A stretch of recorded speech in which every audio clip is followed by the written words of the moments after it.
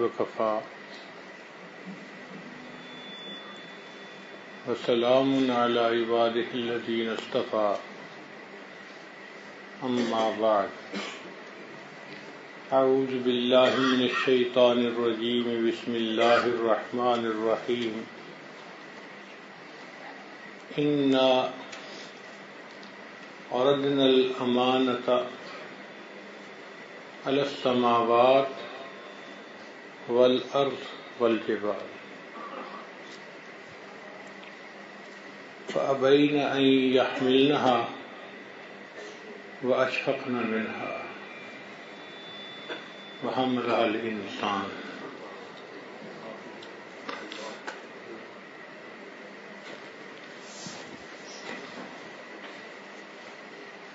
إنه كان ظلوما جهولا وقال الله تعالى في مقام آخر ألف لام را كتاب أنزلناه إليك لتخرج الناس من الظلمات إلى النور بإذن ربهم إلى صراط العزيز الحميد وقال رسول الله صلى الله عليه وسلم خيركم من تعلم القرآن وعلمه سبحان ربك رب العزة عما يصفون وسلام على المرسلين والحمد لله رب العالمين اللهم صل على سيدنا محمد وعلى آل سيدنا محمد وبارك وسلم. قرآن عظیم الشان اللہ رب العزت کا انسانیت کی طرف آخری پیغام.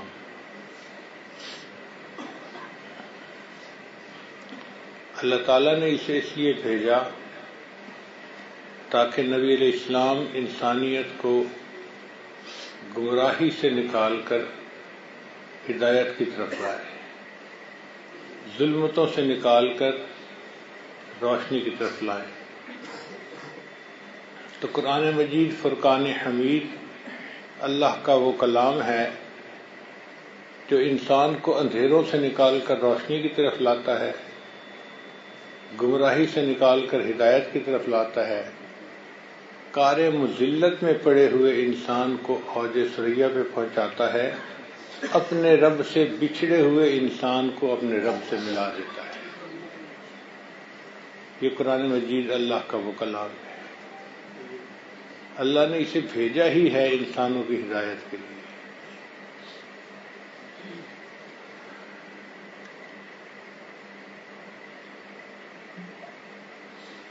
چنانچہ نبی علیہ السلام صحابہ کرام کو قرآن مجید کی تفصیل بتایا کرتے تھے. آپ معلم بن کر تشریف لائے، انما بعثت معلما، اور آپ کا منصب یہ تھا لتبین للناس ما نزل الیہم. اللہ نے جو بندوں کی طرف نازل کیا تھا نبی علیہ السلام اس کو کھول کھول کر بیان فرماتے تھے. یہ قرآن مجید ہی تھا جس نے صحابہ کی زندگیوں کو بدلا اور ان کو عزتوں کے وہ تاج عطا فرمائے جو دنیا میں کسی اور کو نہ ملے. آپ کار پہ نظر ڈالتے ہیں تو فوراً ذہن میں آتا ہے کہ یہ ایک مشین ہے جو انسانوں کو ایک جگہ سے دوسری جگہ تک پہنچاتی ہے. ٹرک پہ نظر پڑتی ہے تو فوراً ذہن میں آتا ہے یہ ایک مشین ہے جو سامان کو ایک جگہ سے اٹھا کر دوسری جگہ پہنچاتی ہے. اگر کسی کرین پر نظر پڑتی ہے تو فوراً ذہن میں خیال آتا ہے کہ یہ نیچے زمین پر پڑی ہوئی چیز کو اٹھا کر اونچی جگہ کے اوپر پہنچاتی ہے.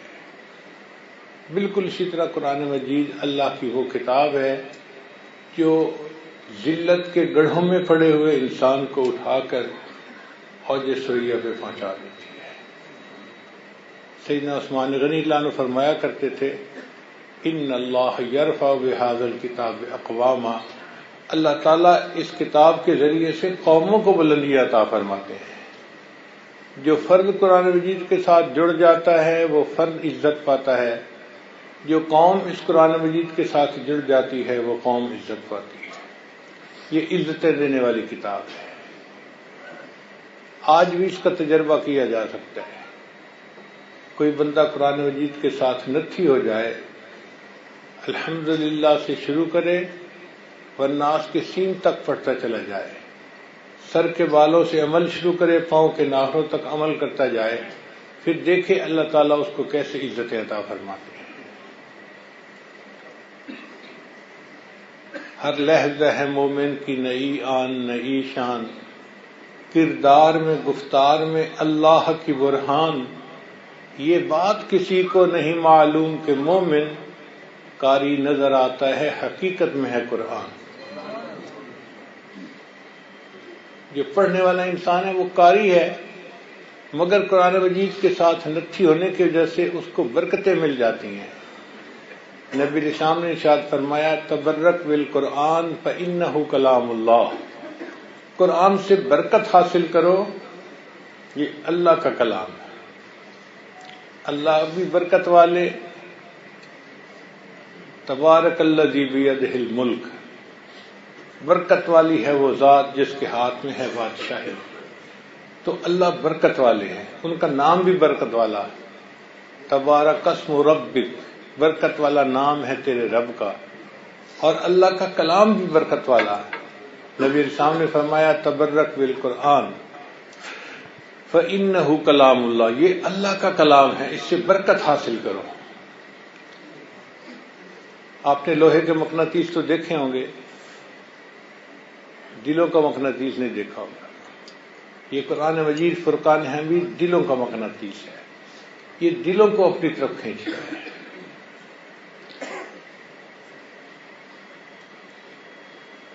الحمدللہ مجھے اپنے زندگی میں ایک مرتبہ مصر کے مشہور قاری عبدالباسط عبدالصمد کے ساتھ امریکہ کا ایک مہینہ امریکہ میں گزارنے کا موقع ملا۔ وہ مختلف مجالس میں قرآن مجید کی تلاوت کرتے تھے، اور یہ آج اردو میں انگریزی میں جیسی محفل ہوتی کچھ اس کے بارے میں بات کر دیا کرتا تھا، مگر اللہ نے اس بندے کی آواز میں کیا تاثیر رکھی تھی کہ لوگ ان کا قرآن مجید سنتے تھے اور ان کے آنسو نہیں تھمتے تھے۔ ہم نے ایک اسکول میں ان کا پروگرام کروایا، تو جہاں قاری صاحب بیٹھے ہوئے تھے وہ ہال کا ایک حصہ تھا، ایک سائڈ تھی، اور کوئی تقریباً 400-500 فٹ کے فاصلے پہ دوسری سائڈ تھی، وہاں پردے کے پیچھے خواتین تھیں۔ قاری صاحب نے تلاوت شروع کی، عجیب، سبحان اللہ، پورے مجمع پہ اس کے اثرات تھے۔ ہم نے اپنی آنکھوں سے لوگوں کو بچوں کی طرح بلک بلک کے روتے ہوئے دیکھا ہے۔ اور جب قاری صاحب نے یہ آیت پڑھی وَمَرْيَمَ ابْنَتَ عِمْرَانَ الَّتِي أَحْصَنَتْ فَرْجَهَا، تو عرب عورتیں جو 500 فٹ کے فاصلے پہ بیٹھی تھی وہ اتنا رو رہی تھیں کہ ان کی آواز مردوں تک آ رہی۔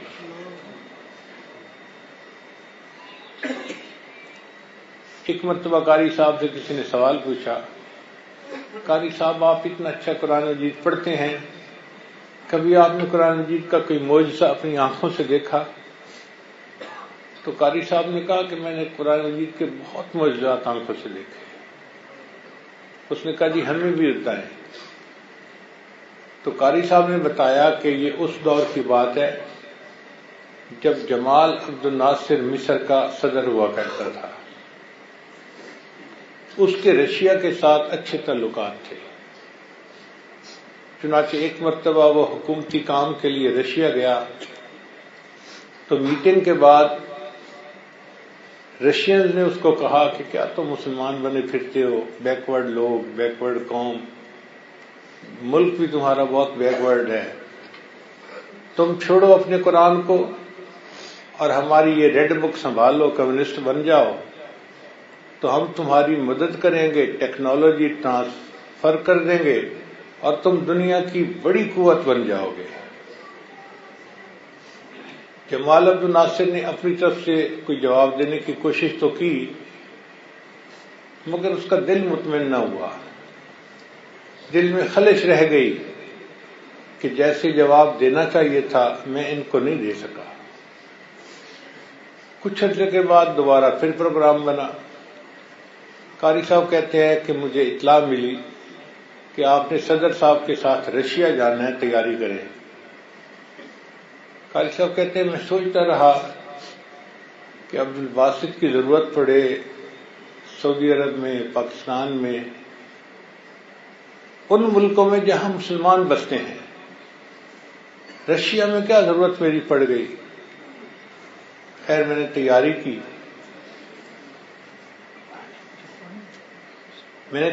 کی اور میں صدر صاحب کے ساتھ ماسکو پہنچا۔ کہتے ہیں کہ وہاں پہ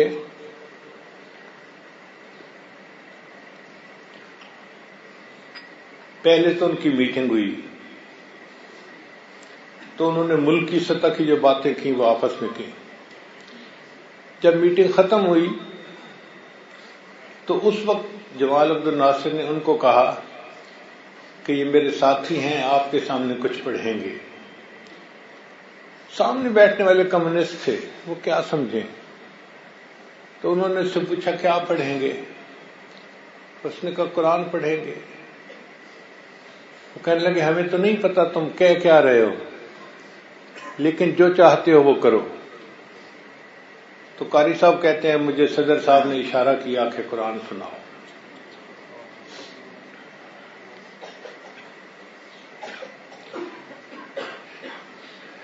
قاری صاحب کہتے ہیں کہ میں نے قرآن مجید کی تلاوت کرنی شروع کی، اور عجیب بات کہ وہ رکوع پڑھا جس رکوع کو سن کر کسی دور میں عمر بن الخطاب لانو ایمان لائے تھے۔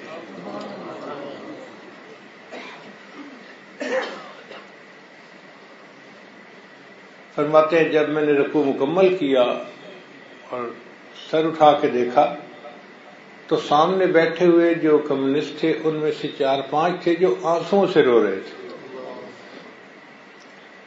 اب جمال عبد الناصر نے ان سے پوچھا کہ آپ لوگ کیوں رو رہے ہیں؟ وہ کہنے لگے کہ ہم تو عربی بالکل نہیں جانتے، لیکن پتہ نہیں آواز میں ایسی تاثیر تھی کہ خود بخود ہمارے دلوں پر رقت طاری ہو گئی اور ہماری آنکھوں سے آنسو آ گئے۔ جو لوگ قرآن مجید کو مانتے نہیں، جانتے نہیں، قرآن ان کے دلوں کو بھی تڑپا کے رکھ دیتا ہے۔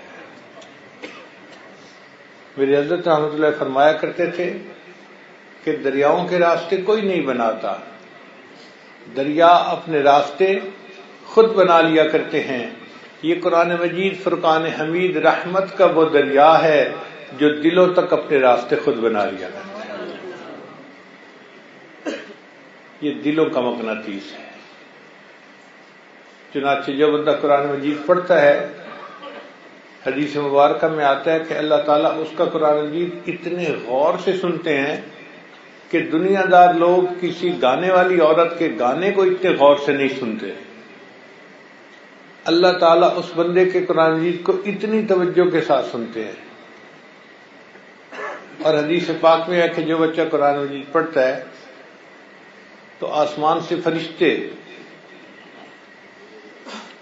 اس کی طرف ہجوم کرتے ہیں، پھر جیسے مجمع لگ جاتے ہیں نا، ایسے فرشتوں کا مجمع لگ جاتا ہے۔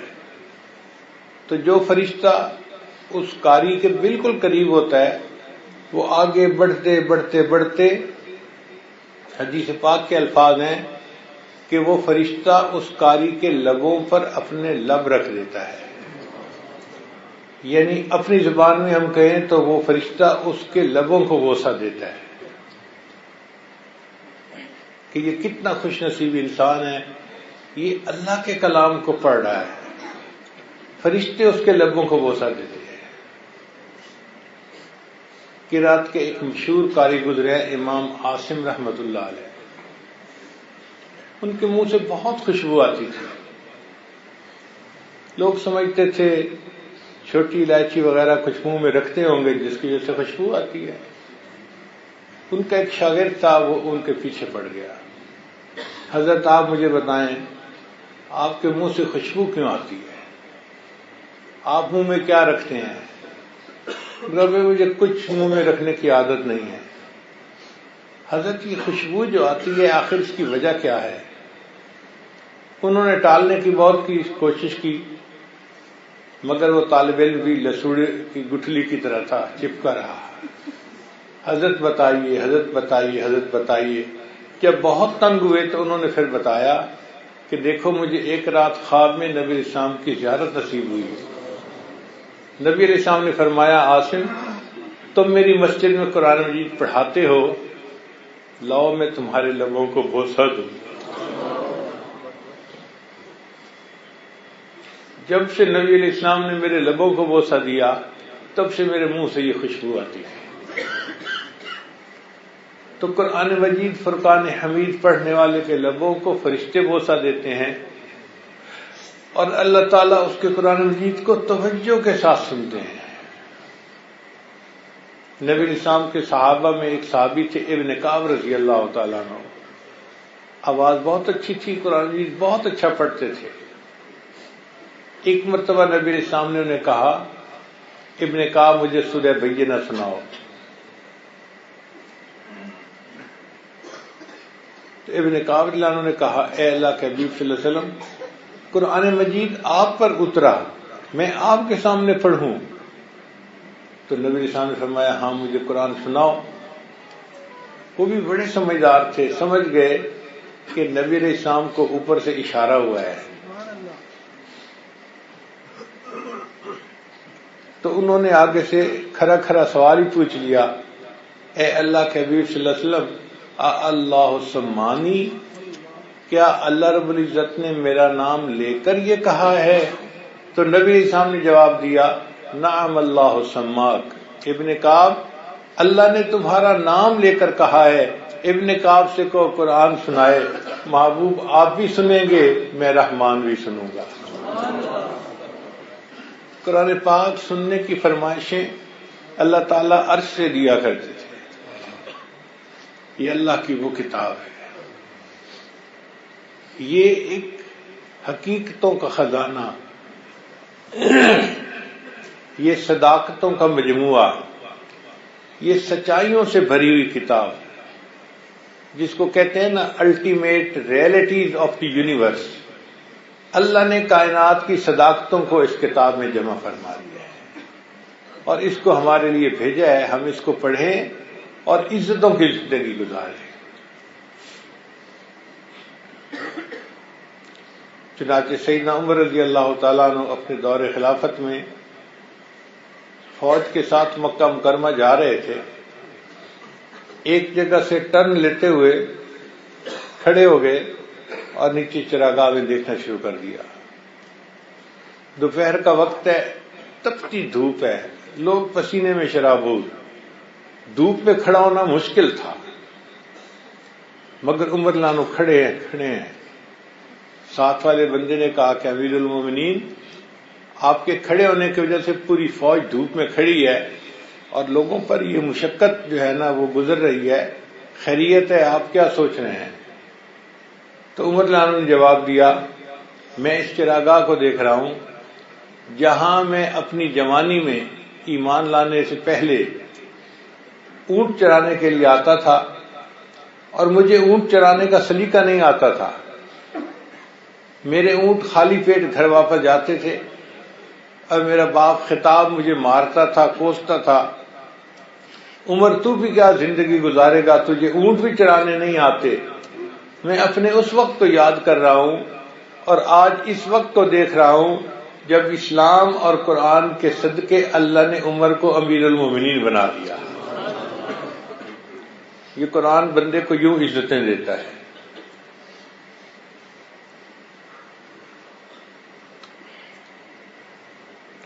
ایک بات ذہن میں رکھیے، اس امت میں جس کو عزت ملی قرآن مجید کی محبت کی وجہ سے ملی، جس کو عزت ملی۔ صحابہ کرام میں سے سیدنا صدیق اکبر رضی اللہ تعالیٰ عنہ سب سے بازی لے گئے۔ آپ ان کے حالات زندگی کو پڑھ کر دیکھیں، وہ قرآن مجید کے عاشق تھے۔ اس لیے سیدہ صدیقہ اللہ عنہ فرماتی ہیں کہ جب میں تہمت لگنے کے بعد اپنے گھر گئی تو میں نے دیکھا کہ میرے والد چارپائی پر بیٹھے ہیں،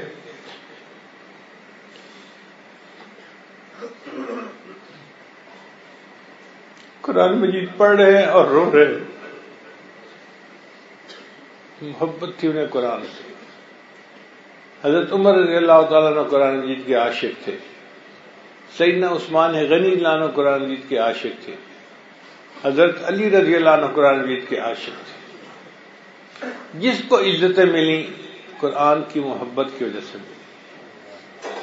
امام اعظم ابو حنیفہ رحمۃ اللہ علیہ رمضان مبارک میں ایک قرآن مجید دن میں تلاوت کرتے تھے، ایک قرآن مجید رات میں تلاوت کرتے تھے، اور 3 قرآن مجید تراویح کی نماز میں پڑھتے تھے، تو 63 قرآن مجید کی تلاوت کرتے تھے۔ عشق قرآن کا یہ حال تھا۔ امام شافعی رحمۃ اللہ علیہ اپنے بارے میں خود فرماتے ہیں کہ میں نے حج کیا تو مجھے ایک قافلے کے ساتھ مکہ سے مدینہ جانے کا موقع مل گیا۔ ہمارے قافلہ کو مکہ سے مدینہ پہنچنے میں 16 دن لگے، اور میں نے 16 دن میں 16 مرتبہ قرآن مجید کو مکمل پڑھ لیا۔ امام احمد بن حنبل کے عشق قرآن کے واقعات تو بچے بچے کو یاد ہے کہ انہوں نے مسئلہ خلق کے قرآن کے بارے میں کیا مجاہدے برداشت کیے، اور اللہ نے پھر ان کو کیا عزتیں عطا فرمائی۔ امام مالک رحمۃ اللہ، جتنے یہ 4 ائمہ تھے، چاروں کے چاروں عاشق قرآن تھے۔ آج دیکھو اللہ نے ان کو کیا عزتیں بخشی ہوئی ہیں۔ وہ دنیا سے چلے گئے، ان کا نام سامنے آتا ہے، ادب سے ہمارا سر جھک جاتا ہے، احترام ہمارے دل میں پیدا ہوتا ہے۔ یہ عزتیں ان کو کس نے دی؟ قرآن مجید کی محبت نے عطا کی۔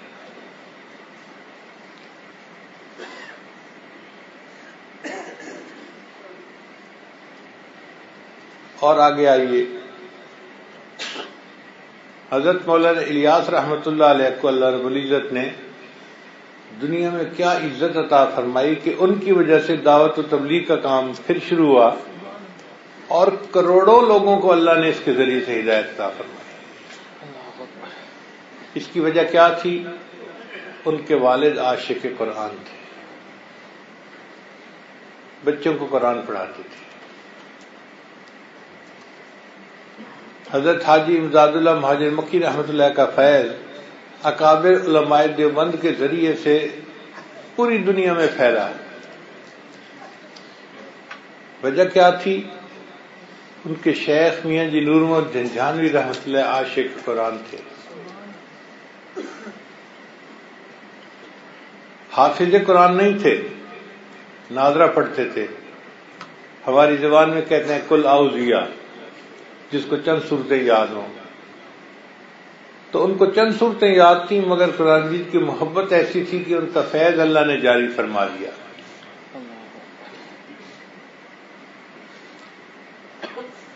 حضرت شیخ حدیث مولانا زکریا رحمۃ اللہ علیہ اپنی کتاب یاد ایام میں لکھتے ہیں کہ میں اپنی جوانی میں ایک قرآن مجید روز پڑھنے کا عادی تھا۔ تو یہ عاشق قرآن ہی ایسا عمل کر سکتا ہے۔ فرماتے ہیں میں اپنی دادی کو ملنے کے لیے گیا، لڑکا تھا، تو میری دادی کہنے لگی زکریا آؤ مجھے قرآن سنا جاؤ۔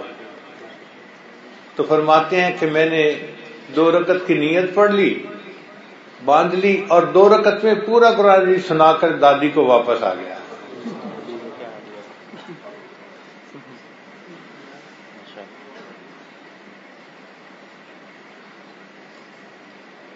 حضرت مولانا احمد علی لاہوری رحمۃ اللہ علیہ سکھ گھرانے سے تعلق تھا، کلمہ پڑھا، حضرت شیخ الہند رحمۃ اللہ کے پاس پڑھنے کے لیے آ گئے۔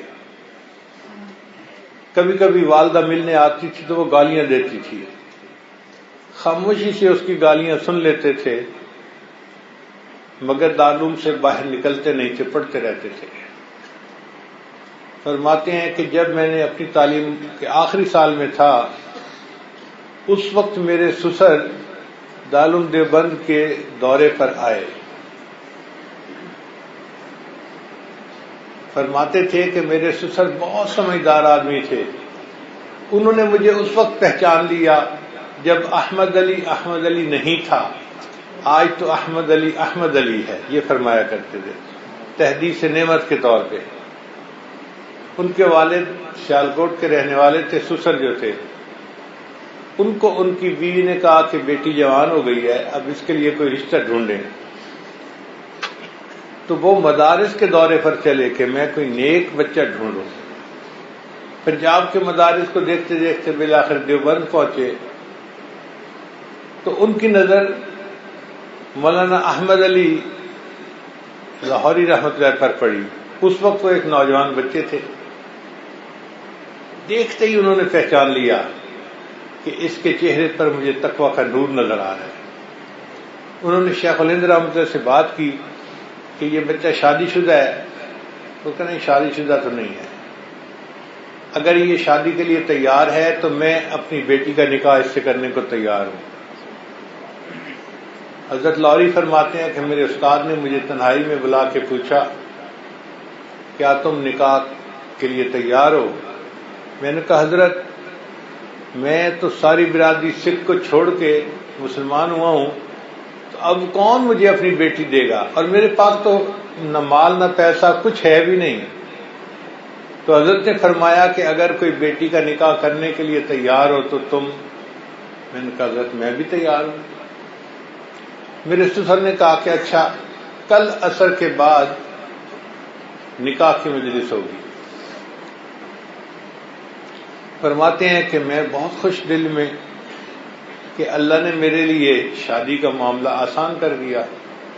میں اپنے کمرے میں آیا اور میں نے اپنے ہم جماعت بچوں کو بتا دیا کہ کل عصر کے بعد میرا نکاح ہے۔ اب بچوں نے کہنا شروع کر دیا کہ نکاح کے وقت جو تمہارے یہ میلے سے کپڑے ہیں نا، یہ نہ پہننا، صاف ستھرے کپڑے پہن کے جانا، ہر کسی نے تمہیں دیکھنا ہے۔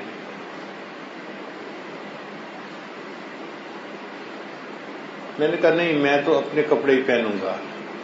ایک طالب علم نے کہا کہ اسی سے کپڑے ادھار لے لو، میرا دل نے گوارا نہ کیا۔ میں نے کہا نہیں میں اپنے ہی کپڑے پہنوں گا، میرا دل نہیں چاہتا کسی سے ادھار کپڑے مانگوں، کہ دلہا ادھار کپڑے پہن کے آیا بیٹھا ہے۔ اب طلباء بھی معقولی ہوتے ہیں، منطق پڑھتے ہیں، تو ایک طالب علم نے کہا اچھا ادھار کپڑے لے کر نہیں پہننے تو انہی کپڑوں کو اتار کے کل دھو لینا اور صاف کپڑوں کو پہن کے جانا۔ حضرت لاہوری فرماتے تھے کہ میرے بھیڑ کد پہ میری بدبختی آ گئی کہ میں نے اس بچے کا مشورہ مان لیا، اور اگلے دن میں نے فجر کے بعد دھوتی باندھی اور اپنے کپڑے اتار کر دھو دیے۔ اب سردیوں کا موسم اور کپڑے میں نے دھو دیے اور اوپر سے آسمان پر بادل آ گئے، اب کپڑے خشک نہیں ہو رہے تھے۔ فرماتے ہیں کہ مسجد کے پیچھے میں ان کپڑوں کو ہاتھ میں پکڑ کے لہرا رہا تھا اور دعائیں مانگ رہا تھا اللہ میرے کپڑوں کو خشک کر دے۔ اللہ کی شان دیکھیں کہ عصر کا وقت ہو گیا اور کپڑے خشک نہیں ہوئے، اور میں سردی کے موسم میں گیلے کپڑے پہن کر دولہا جو تھا وہ مسجد میں آ گیا۔ سردی کے موسم میں گیلے کپڑے پہن کے دولہا آیا بیٹھا ہے۔ میرے سسر نے مجھے اس حال میں دیکھا، انہوں نے پہچان لیا کل یہی کپڑے تھے، خشک تھے، گندے تھے، آج یہ دھلے ہوئے کپڑے ہیں اور گیلے ہیں، اس کا مطلب اس کے پاس کوئی دوسرا لباس بھی نہیں ہے۔ مگر اللہ نے ان کو کیا سونے کا دل دیا تھا کہ اس حالت میں دیکھنے کے باوجود انہوں نے بیٹی کا نکاح میرے ساتھ کر دیا۔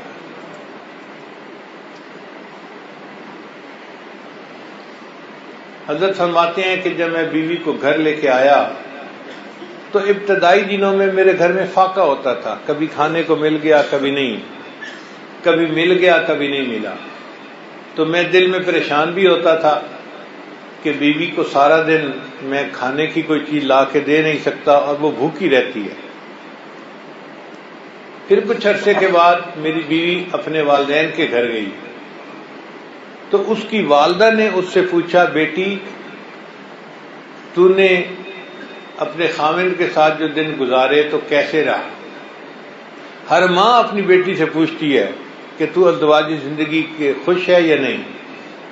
تو فرماتے کہ میری بیوی اتنی نیک تھی کہ جب ماں نے اس سے پوچھا کہ بیٹی تو نے اپنے خاوند کو کیسے پایا،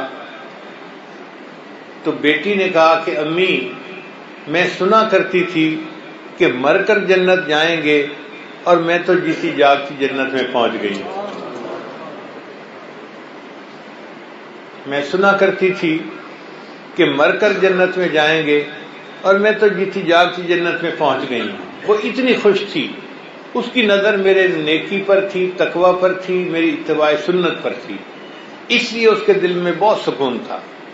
حضرت فرماتے ہیں کہ شروع کا وہ وقت تھا کہ جب مجھے کھانے کو نہیں ملتا تھا، اور آج اللہ نے مجھے اس حال میں پہنچا دیا، میرے کھانے کے لیے طائف سے پھل آتے ہیں۔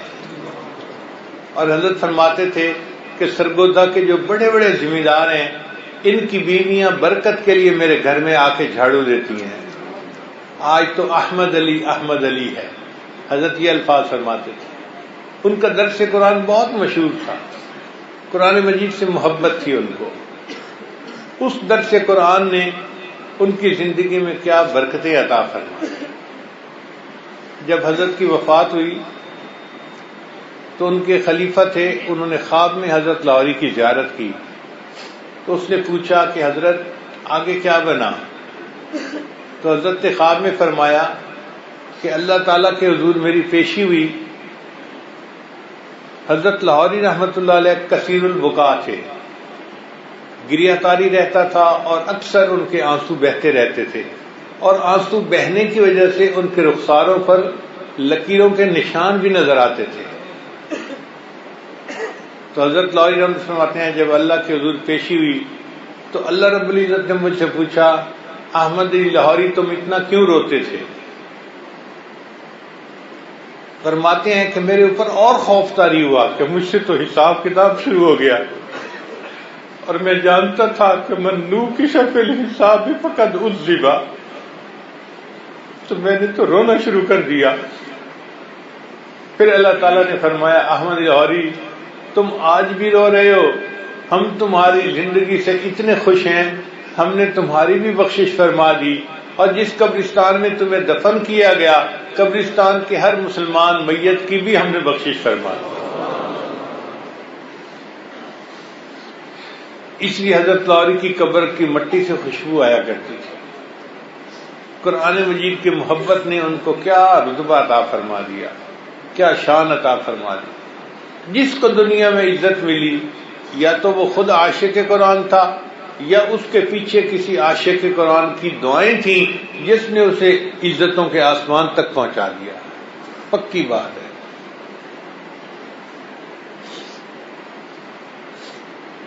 چنانچہ ترکی کا ایک نوجوان تھا، عثمان اس کا نام تھا، نیک تھا اور مہمان نواز طبیعت تھی۔ اس کو جب کوئی مسافر مل جاتا وہ اسے اپنے گھر لے آتا اور مہمان نوازی کرتا۔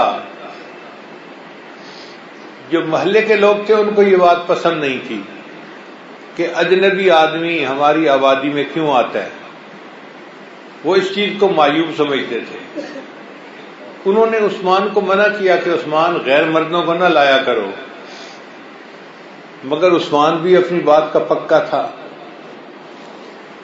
جب 2-4 دفعہ منع کیا تو محلے کے کچھ لوگوں نے کہا، عثمان اب تم کسی اجنبی بندے کو لائے نا اور اپنے گھر ٹھہرایا تو ہم تمہاری پٹائی کریں گے اور تمہیں یہاں سے نکال دیں گے۔ پھر عثمان کو کوئی ایک اور آدمی مل گیا مسافر، تو عثمان پھر اسے گھر لے کے آیا۔ محلے والوں نے عثمان کی بہت جو ہے وہ مار پٹائی کی اور اسے دھکے دے کے نکال دیا کہ تم بھی یہاں نہیں رہ سکتے۔ اب جب رات کے وقت عثمان کی پٹائی ہوئی اور اسے محلے والوں نے دھکے دے کے نکال دیا تو عثمان سوچنے لگا میں جاؤں تو کہاں جاؤں۔ کچھ فاصلے پر ان کے شیخ کا شہر تھا، تو دل میں خیال آیا کہ چلو میں اپنے شیخ کے پاس جاتا ہوں۔ تو عثمان نوجوان اپنے شیخ کی خانقاہ میں آئے اور ان کو ملے اور وہاں رات گزاری۔ ان کو ایک کمرے میں سونے کے لیے بتا دیا گیا۔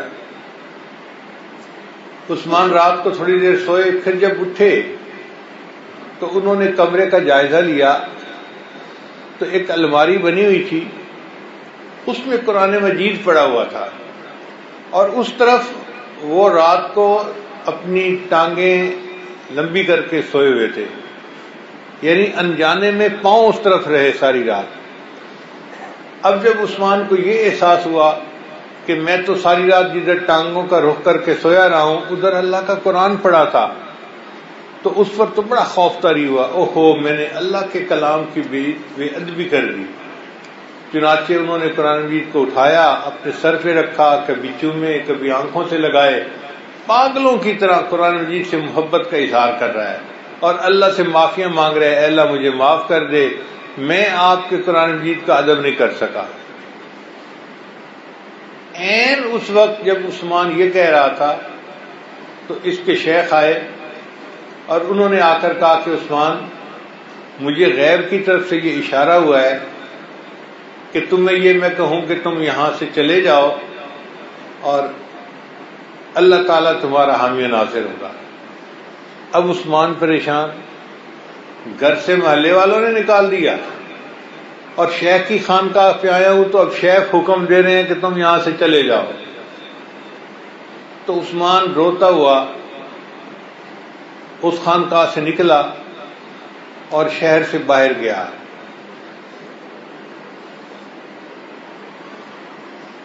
اللہ کی شان دیکھیں کہ شہر کے باہر 3-4 آدمی اکٹھے تھے، جمع تھے، اور انہوں نے نیت یہ کی تھی کہ ہم اپنی زندگی اللہ کے راستے میں گزاریں گے، مگر فیصلہ نہیں ہو پا رہا تھا کہ ان کا امیر کون ہوگا۔ وہ جس کو امیر بناتے وہ کہتے نہیں میں نہیں بن سکتا، میں نہیں بنتا، میں نہیں بنتا۔ تو وہ اس نتیجے پر پہنچے کہ اچھا ہم شہر کے دروازے کے باہر صبح جا کے کھڑے ہوں گے، جو بندہ صبح کے وقت شہر سے پہلے سب سے باہر نکلے گا ہم اس کو اپنا امیر بنا لیں گے۔ اب شیخ نے جب حکم دیا تو عثمان شہر سے باہر نکلا، تو وہ جو 3-4 نوجوان تھے انہوں نے کہا کہ جی ہم تو اللہ کے راستے کی نیت سے نکلے تھے اور ہم آپ کو اپنا امیر بناتے ہیں، جو آپ کہیں گے ہم ویسے کریں گے۔ عثمان نے کہا بہت اچھا، چلو پھر چلتے ہیں سرحد کی طرف، اور سنا ہے کہ وہاں پر عیسائی مسلمانوں کو بہت پریشان کرتے ہیں اور ان کے خلاف انہوں نے ایک بڑی فوج لا کے کھڑی کی ہے، ہم بھی وہاں جائیں گے اور اللہ کے راستے میں اپنی جانوں پہ نذرانے پیش کر دیں گے۔ یہ 3-4 آدمی سرحد کی طرف چل پڑے۔ اب جس بستی سے گزرتے لوگ ان نوجوان لڑکوں کو دیکھ کے پوچھتے تم کہاں جا رہے ہو؟ یہ کہتے کہ ہم تو اسلام کی سربلندی کے لیے اپنی جانیں پیش کر چکے ہیں اور ہم سرحد کی طرف جا رہے ہیں۔ ہر بستی میں سے 5, 10, 20 نوجوان ان کے ساتھ اکٹھے ہو جاتے اور یہ مجمع بڑھتا گیا۔ میں اکیلا ہی چلا تھا جانب منزل مگر، لوگ ساتھ آتے گئے اور کارواں بنتا گیا۔ تو یہ ایک بڑا گروہ بن گیا نوجوانوں کا۔ جب یہ وہاں سرحد پر پہنچے تو عیسائی بادشاہ کو خبر ملی کہ مسلمانوں کا ایک بڑا گروہ آ گیا ہے اور وہ تو بالکل اپنی جانیں دینے کے لیے آیا ہے، اگر اس وقت میں نے چھیڑ چھاڑ کی تو یہ لوگ مجھے زندہ نہیں چھوڑیں گے۔ تو اس نے جنگ بندی کا اعلان کر دیا۔ اب جب جنگ بندی ہوئی تو عثمان نے کہا کہ نہیں، جنگ بندی تب ہوگی جب تم اسلام قبول کرو گے، ورنہ جنگ بندی نہیں ہو سکتی۔ عیسائی بادشاہ بوڑھا تھا، اس نے کہا کہ میں ان نوجوانوں سے کیا جنگ لڑوں گا، چلو میں ان کے ساتھ صلح کر لیتا ہوں۔ اس نے کلمہ پڑھ کے اسلام قبول کر لیا اور یوں مسلمانوں کے ساتھ اس کی صلح ہو گئی۔ اب جب صلح ہو گئی تو اس نے عثمان کو ذرا قریب سے دیکھا کہ عثمان بڑا سمجھدار، بہت عقل مند، بڑا تحمل مزاج، قوت فیصلہ بہت اچھی تھی۔ تو بادشاہ کی ایک بیٹی تھی، اس نے سوچا کہ میری بیٹی کے لیے اس سے بہتر رشتہ اور کوئی نہیں ہو سکتا۔ تو بادشاہ نے عثمان کو بیٹی کا رشتہ پیش کیا، عثمان نے قبول کر لیا، اور یوں عثمان جو تھا وہ بادشاہ کا داماد بن گیا۔ کچھ عرصہ بادشاہ زندہ رہا اور پھر بادشاہ کی وفات ہو گئی۔ جب بادشاہ کی وفات ہوئی تو قانون کے مطابق بادشاہ کی جو بیٹی تھی وہ تخت و تاج کی حقدار بن گئی۔ جب ساری رعایا نے اس کو اپنے ملک کا بادشاہ تسلیم کر لیا، ملکہ تسلیم کر لیا، تو اس لڑکی نے کہا کہ میں عورت زاد ہوں، میں ان معاملات کو نہیں سنبھال سکتی، میں یہ تخت و تاج اپنے خامند کے حوالے کرتی ہوں۔ چنانچہ عثمان کو اللہ تعالیٰ نے بغیر کسی تردد کے تخت و تاج والی دولت عطا فرمائی، تو عثمان بادشاہ بن گیا۔ اب جب عثمان بادشاہ بنا تو پھر اس نے دل میں سوچا کہ میں نے جو قرآن مجید کے ساتھ محبت کا اظہار کیا تھا اور میرے شیخ نے کہا تھا کہ تم ابھی یہاں سے چلے جاؤ، اس میں حکمت یہ تھی کہ اللہ نے مجھے یہاں اس تخت و تاج تک پہنچانا تھا۔ کیونکہ اللہ نے قرآن مجید کی وجہ سے مجھے تخت و تاج عطا کیا، لہذا میں اس ملک میں قرآن مجید کے قوانین کو نافذ کروں گا اور اسلامی قوانین کے مطابق سب زندگی گزاریں گے۔ یہ سلطنت عثمانیہ کی ابتدا تھی۔ اللہ نے 3 برے اعظموں تک اس سلطنت کو پھیلا دیا اور عثمان مسلمان بادشاہ بن کر ان کا بادشاہ رہا۔ وہ نوجوان جس کے پاس کچھ نہیں تھا، اللہ نے قرآن مجید کی محبت کی وجہ سے اس کو تخت و تاج بھی عطا فرما دیا اور اس کو دنیا کی نعمتیں بھی عطا فرما دی۔ یہ قرآن مجید بندے کو دنیا میں عزتیں دیتا ہے، کوئی بھی ہو۔ اپنی زندگی کا واقعہ سناتا ہوں کہ انجینئرنگ کی تعلیم مکمل کرنے کے بعد 4 مہینے ہماری یہ خانقاہ ہے مسکین پر شریف، میں وہاں پر جا کر رہا کہ تاکہ یکسوئی کے ساتھ ذکر اذکار کریں گے اور اللہ اللہ کریں گے۔ تو پورے دن میں 9 گھنٹے مراقبہ کرنے کا معمول تھا اس وقت۔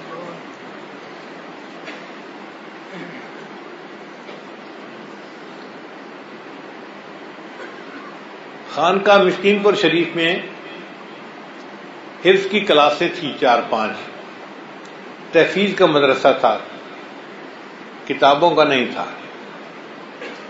اب بچے مسجد میں بیٹھ کے قرآن مجید کی تلاوت کرتے تھے اور ہم چونکہ وہاں رہتے تھے تو ہم بچوں کا قرآن پاک سنتے رہتے تھے۔ ایک بچہ تھا جو قرآن مجید بہت اچھا پڑھتا تھا، اتنا اچھا پڑھتا تھا کہ بندہ سن کے حیران ہو جائے، اور رنگ بھی اس کا کالا سا تھا اور بالکل جیسے جنگلی بچہ ہوتا ہے دیہاتی، ایسے تھا۔ مگر اللہ نے پتہ نہیں کیا اس کو لہن داودی عطا کیا تھا، قرآن مجید پڑھتا تھا تو بندہ حیران ہو جاتا تھا۔ کوئل کی آواز تھی اس کی، اتنا ترنم تھا اور اتنے وہ مخارج اچھے طریقے سے ادا کرتا تھا کہ بندہ حیران ہوتا تھا۔ ایک دن عصر کی نماز کے بعد میں اپنے کمرے میں بیٹھا مراقبہ کر رہا تھا تو مجھے قرآن مجید کی آواز آئی، کوئی سورہ یوسف کی تلاوت کر رہا تھا۔ میرا دل چاہا کہ میں اپنے مراقبے کا معمول مکمل کروں، مگر اس آواز نے مجھے اپنی طرف کھینچ لیا۔ میں نے مراقبہ ختم کیا اور باہر نکلا تو دیکھا کہ وہی بچہ مسجد کے حسین میں بیٹھا سورہ یوسف کی تلاوت کر رہا ہے، اور باقی جتنی کلاسوں کے طلباء ہیں اور ان کے استاد ہیں سب خاموش بیٹھے اس کا قرآن سن رہے ہیں۔ ہوا بھی چل رہی تھی، گرمی کا موسم تھا، اور وہ بچہ جھوم جھوم کے سورہ یوسف پڑھ رہا تھا۔ اتنا مزہ آیا اس کی تلاوت کو سننے میں کہ سب لوگ وہاں کھڑے سنتے رہے. جب اس نے تلاوت مکمل کی تو تب لوگ وہاں سے ہلے. اس کی سورہ یوسف کی تلاوت سن کے میرے دل میں بھی نا اس بچے کی طرف تھوڑا ملان پیدا ہوا. یہ کون بچہ ہے اور کیسے اتنا اچھا پڑھتا ہے؟ تو میں کلاس کے استاد کے پاس گیا. میں نے کہا استاد جی اس بچے نے بہت اچھا قرآن مجید پڑھا، اس کی اپنی محنت ہے یا آپ نے محنت زیادہ کی ہے؟ انہوں نے مجھے اس کی سٹوری سنائی. کہنے لگے کہ یہ ایک دیہاتی بچہ ہے اور اس کا کام تھا بکریاں چرانا. ماں باپ نے 10-15 بکریاں رکھی ہوئی تھیں اور اس بچے کا کام تھا یہ صبح لے کے بکریوں کو نکلتا تھا اور سارا دن بکریاں چراتا تھا. دھوپ کے اندر 50 ڈگری سینٹی گریڈ کا ٹیمپریچر، پینے کو پانی نہیں، کھانے کے لیے روٹی نہیں. یہ بکریوں کے پیچھے بھاگ بھاگ کے تنگ آ جاتا تھا، اکیلا تھا اور شام آتا تھا تو بیچارہ بس سو جاتا تھا. اگلے دن پھر بکریاں چرانا. یہ اپنی زندگی سے بہت تنگ تھا اور سوچتا تھا کہ کب میری جان چھوٹے گی ان بکریوں کو چرانے سے. اس کا ایک کلاس فیلو تھا. وہ کلاس فیلو مدرسے میں حفظ کے لیے آ گیا. کچھ دن وہ بچہ مدرسے میں رہا اور کچھ دنوں کے بعد وہ واپس اپنے گھر گیا تو بستی میں ان دونوں کلاس یعنی دوستوں کی ملاقات ہوئی. اس نے اس سے پوچھا سناؤ کیا حال ہے؟ اس نے کہا بہت برے حال میں ہوں، سارا دن دھوپ میں بکریاں چراتا ہوں، ان کے پیچھے بھاگتا ہوں، پسینہ، گرمی، پانی نہیں ملتا، کھانے کو نہیں ملتا اور تھک تھکا کے آتا ہوں شام کو تو بس پڑھ کے سو جاتا ہوں اور اگلے دن پھر وہی بکریاں. مجھے تو ایسے لگتا ہے کہ جیسے جانوروں کے ساتھ رہ رہ کے میں خود بھی جانور بن گیا ہوں. پھر اس نے اس سے پوچھا کہ سناؤ تمہارا کیا حال ہے؟ اس نے کہا یار میں تو بڑا مزے میں ہوں. والدین نے مجھے مدرسے میں داخل کروا دیا ہے. سارا دن ہم تو چھاؤں میں بیٹھتے ہیں اور پنکھے کی ہوا ہوتی ہے اور ٹھنڈا پانی ہوتا ہے کولر کا، اور صبح ناشتہ بھی مدرسے والے دیتے ہیں، دوپہر کھانا بھی دیتے ہیں، رات کو بھی کھانا دیتے ہیں. تو میں تو زندگی کے بہترین ایام گزار رہا ہوں. اس چرواہے بچے نے اس کو کہا اچھا پھر مجھے بھی ساتھ لے جاؤ، میں بھی وہیں چلتا ہوں. اس نے کہا تمہاری بکریوں کا کیا بنے گا؟ کہنے لگا پیچھے گھر والے کوئی نہ کوئی بندوبست کر لیں گے یا کسی کے ساتھ شیئر پر اپنی بکریاں چرانے کا انتظام کر لیں گے، میری جان چھوٹ جائے گی. وہ بچہ اپنے گھر سے بھاگ کر اس بچے کے ساتھ مدرسے میں آ گیا. جو بچہ اس کو لے کے آیا اس نے کہا استاد جی یہ بچہ میرے بستی کا ہے اور حفظ کے لیے والدین بھیجنا چاہتے تھے مگر وہ آ نہیں سکے، انہوں نے میرے ذمہ لگایا کہ میں اس کو داخل کروا دوں. تو استاد صاحب نے بچے کو داخل کر دیا. اب اللہ کی شان کہ جب انہوں نے اس بچے کو پڑھانا شروع کر دیا، یہ بچہ ذہین اتنا تھا اور اس کی آواز اتنی پیاری تھی کہ اس نے قرآن مجید کو حفظ کرنا شروع کر دیا. جب یہ قرآن مجید پڑھتا تھا تو کہیں غلطی نہیں نکلتی تھی.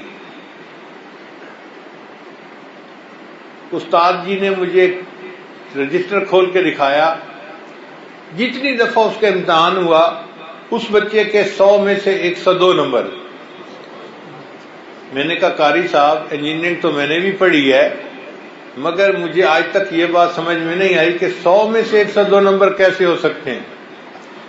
قاری صاحب کہنے لگے کہ دیکھیں اس کے 100 میں سے 100 نمبر تو ہوتے ہیں کہ اچھا پڑھتا ہے اور چونکہ تجوید بڑی اچھی ہے، فلاں بڑی اچھی ہے تو 2 نمبر ہم اس کو اضافی دے دیتے ہیں، اس لیے 100 میں سے 102 نمبر ہوتے ہیں اس کے. تو مجھے اور خوشی ہوئی کہ یہ بچہ 100 میں سے 102 نمبر لیتا ہے. خیر اس بچے نے اپنا حفظ قرآن مکمل کیا. پھر اس کے بعد اپنے استاد سے اس نے مشورہ کیا کہ استاد جی میں کیا کروں.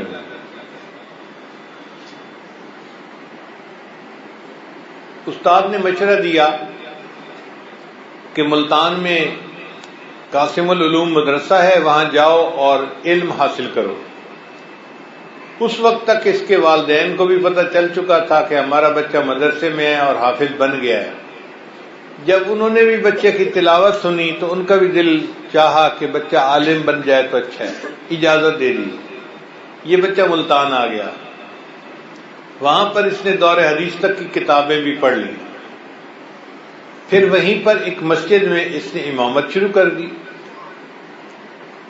اب اللہ کی شان دیکھیے، قرآن مجید بندے کو کیسے عزتیں دیتا ہے کہ ملتان کی ایک مسجد تھی، جس مسجد کمیٹی نے فیصلہ کیا کہ ہم رمضان شریف میں قرات کانفرنس کروائیں گے اور جو فرسٹ آئے گا اس کو ہم عمرے کی ٹکٹ انعام میں دیں گے۔ بہت سارے قاری حضرات نے اس میں حصہ لیا اور اس میں اس نوجوان نے بھی حصہ لیا۔ اب جج کے طور پر ایک عرب کے شیخ آئے ہوئے تھے، سعودی عرب کے، ان کو انہوں نے دعوت دی کہ آپ آئیں اور فیصلہ کریں کہ کون بچہ فرسٹ آیا۔ چنانچہ اس عرب شیخ نے آ کے سب کی تلاوت سنی، اس بچے نے بھی تلاوت کی۔ اب یہ حضر میں اتنا اچھا پڑھتا تھا، اتنا اچھا پڑھتا تھا کہ بندہ سن کے حیران۔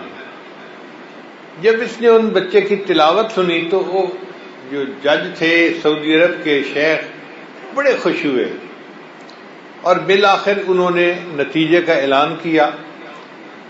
تو انہوں نے اس بچے کا نام لے کر کہا کہ یہ بچہ فرسٹ آیا ہے اور اس کو 2 انعام ملیں گے، ایک انعام ملے گا مسجد کمیٹی کی طرف سے اور ایک انعام ملے گا میری طرف سے۔ مسجد کمیٹی کی طرف سے اس کو عمرے کا ٹکٹ ملے گا اور میری طرف سے جو انعام ملے گا تو میں اس بچے سے پوچھتا ہوں کہ کیا یہ نکاح کرنے کے لیے تیار ہے؟ میں اپنی بیٹی سے اس کا نکاح کرنا چاہتا ہوں۔ اب اس لڑکے نے اپنے استاد سے پوچھا، استاد جی میں کیا کروں؟ ان کا خدا کے بندے تیری قسمت جاگی، ایک عالم ہیں، سعودی عرب کے شیخ ہیں، وہ تجھے اپنی بیٹی کا رشتہ پیش کر رہے ہیں تو تو قبول کر اور جا کے مکہ مکرمہ میں زندگی گزار۔ اس نے ہاں کر دی اور اس عرب شیخ نے اس کو عمرے کی ٹکٹ بھی انعام میں دی اور اپنی بیٹی سے پورے مجمع کے سامنے اس کا نکاح بھی کر دیا۔ اگلا دن ہوا تو عرب شیخ کہنے لگے کہ میں نے تو اب واپس جانا ہے، تم میرے ساتھ سعودی ایمبیسی چلو۔ چنانچہ وہ اس بچے کو لے کے آئے، اس کا پاسپورٹ بنوایا اور سعودی ایمبیسی لے کر گئے اور ان کو کہا کہ جی میں تو آیا تھا اپنے بزنس کے کسی کام میں، یہاں پر یہ بچہ مجھے پسند آ گیا اور میں نے بیٹی سے اس کا نکاح کر دیا، اب آپ لوگ اس کو ویزا لگا دیں۔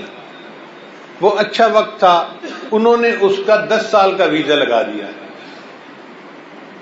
سعودی شیخ نے اس کی ٹکٹ بنوائی اور اس بچے کو لے کر وہ سعودی عرب چلے گئے اور وہاں جا کے اس کو ایک الگ بنا ہوا گھر بھی دیا، ایئر کنڈیشن گاڑی بھی دی اور بیٹی کی رخصتی بھی کر دی۔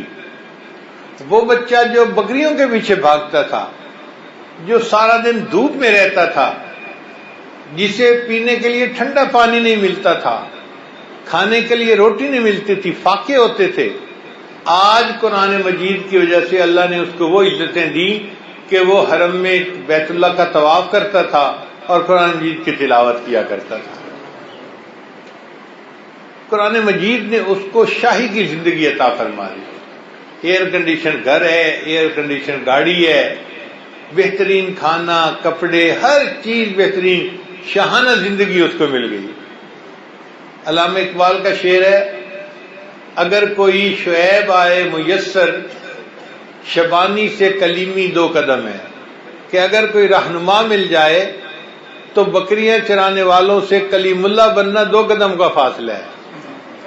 اگر کوئی شعیب آئے میسر، شبانی سے کلیمی 2 قدم ہے۔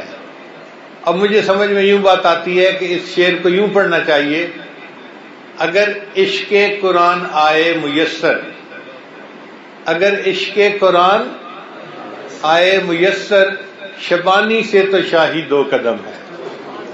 اللہ تعالیٰ ایک شبان کو جو بکریاں چرانے والا ہوتا ہے اس کو بادشاہی کی زندگی عطا فرماتے ہیں. یہ 2 قدم کا فاصلہ ہے. مگر عشق قرآن بندے کے دل میں ہونا چاہیے. یہ وہ واقعہ ہے جو ہم نے اپنی زندگی میں خود دیکھا اور ایک بندے کو یوں دنیا میں عزتوں کے تاج پہنتے ہوئے دیکھا ہے. اللہ تعالی ہمیں قرآن مجید کی سچی محبت عطا فرمائے. ہم اس کو پڑھنا سیکھیں، اس کا ترجمہ پڑھیں اور اس کے مطابق اپنی زندگی گزاریں، اور پھر دیکھیں کہ اللہ تعالی ہمیں دنیا میں بھی عزتیں دیتا ہے، آخرت میں بھی عزتیں دیتا ہے. صحابہ کرام اسی قرآن مجید کو سینے سے لگا کر نکلے تھے.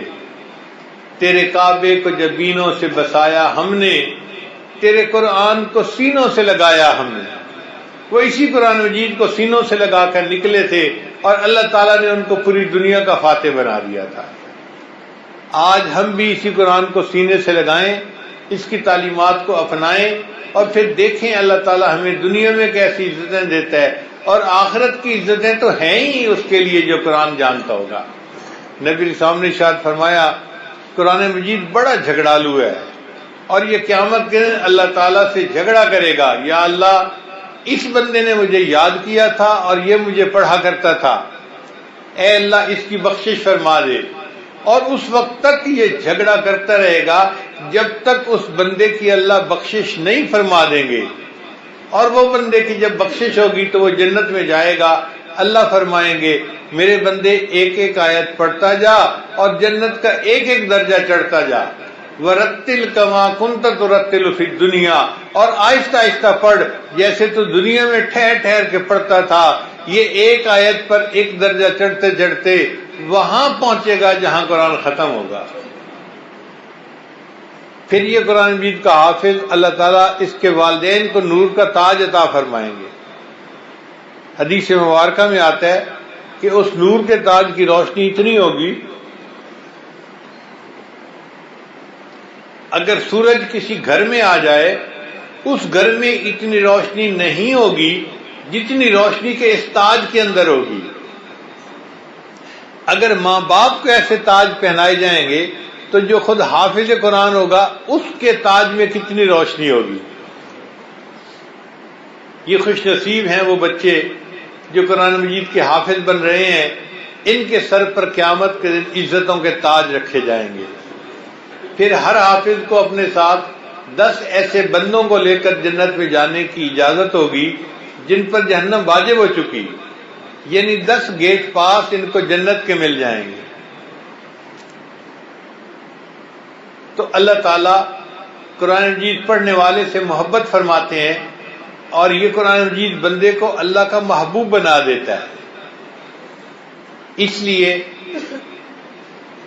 وہ والدین بھی مبارکباد کے لائق ہیں، وہ بچے بھی مبارکباد کے لائق ہیں جو قرآن مجید کی تعلیم حاصل کرتے ہیں اور اللہ تعالیٰ کے مقرب بندے بن جاتے ہیں.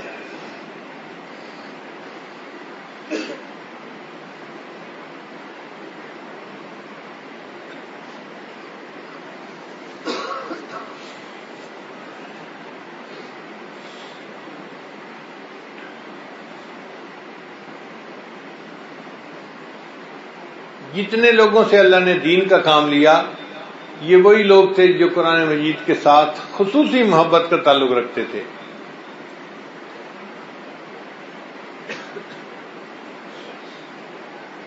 جتنے بڑے بڑے دارالعلوم ہیں آپ ان سب کے بنانے والوں کی زندگیوں کو جائزہ لے لیں، سب آپ کو عاشق قرآن ملیں گے. حضرت مفتی محمد شفیع رحمت اللہ علیہ مفتی اعظم پاکستان گزرے ہیں. ان کے گھرانے کو اللہ نے دین کی کیا نعمت عطا فرمائی. ای خانہ ہما آفتاب است. مگر حضرت مفتی صاحب نے معارف القرآن جو تفسیر لکھی وہ ان کے عشق قرآن کی صاف دلیل ہے. پھر اس کے بعد حضرت مفتی تقی عثمانی رحمت برکاتہم نے آسان ترجمہ قرآن جو قرآن مجید کا ترجمہ کیا تو اس سے ان کی محبت قرآن کا پتہ چلتا ہے. جس کو عزت ملی قرآن وجہ سے ملی. اللہ نے یہ ایسا مقناطیس دنیا میں بھیجا ہے جو بندے کو زمین سے کھینچ کر آسمان تک پہنچا دیتا ہے. آج بھی اگر کوئی عزتیں حاصل کرنا چاہتا ہے اپنی پریشانیوں سے جان چھڑانا چاہتا ہے، اپنی ذلتوں سے تنگ آ گیا ہے، اس کو چاہیے کہ قرآن مجید کو پکڑے